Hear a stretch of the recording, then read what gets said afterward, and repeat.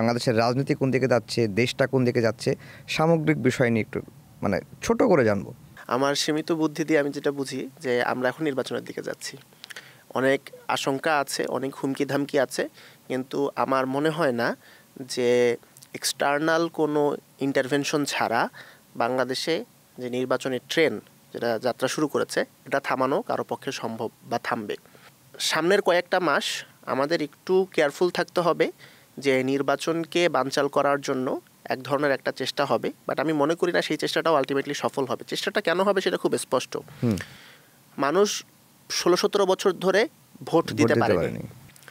মানুষের মধ্যে আমি পথে ঘাটে, অনলাইন তো বটেই, পথে ঘাটে কথা বলে আমি যে জিনিসটা দেখেছি, তারা ভোট দেওয়ার জন্য ক্ষুধার্ত, ব্যগ্র, মানে ভোটের জন্য তারা পাগল। এমনিতেই ভোট জিনিসটা এদেশে একটা উৎসবের মতন। ভোট দিয়ে কি হবে না হবে তার চেয়ে বড় কথা ভোট আমি দিতে পারছি। একটা দিন জনগণ রিয়েলাইজ করতে পারে যে হ্যাঁ তার কাছে পাওয়ার আছে। 5 বছর যে লোকগুলো তাকে লাথিগুতা মারে, ওই একটা দিন তার কাছে সালাম চায়, তার কাছে দোয়া চায়, আশীর্বাদ চায়, মানে একদিনের রাজা। তো সেই 16-17 বছর ধরে সে রাজা হতে পারে নাই কোনো একদিনও। তো এইবার তার কাছে রাজা হওয়ার সুযোগ এসেছে। তো আমার ধারণা এইবার 70-80% রেকর্ড সংখ্যক ভোটার টার্ন আউট হওয়ার সমূহ সম্ভাবনা আছে।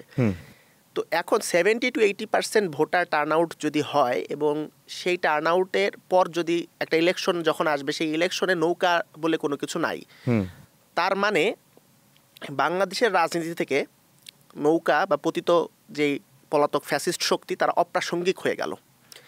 এ কারণে এই পতিত পলাতক ফ্যাসিস্ট শক্তি বারবার দেখাতে চাইবে যে ইলেকশনটা ক্রেডিবল হয় নাই।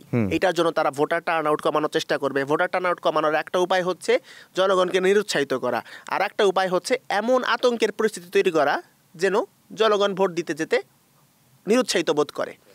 এবং সজীব ওয়াজেদ জয় যে রিসেন্টলি বলেছে ভায়োলেন্স করবে সে, এটার উদ্দেশ্য কিন্তু এটাই যে মানুষকে ভোট কেন্দ্রে যাওয়া থেকে বিরত রাখা।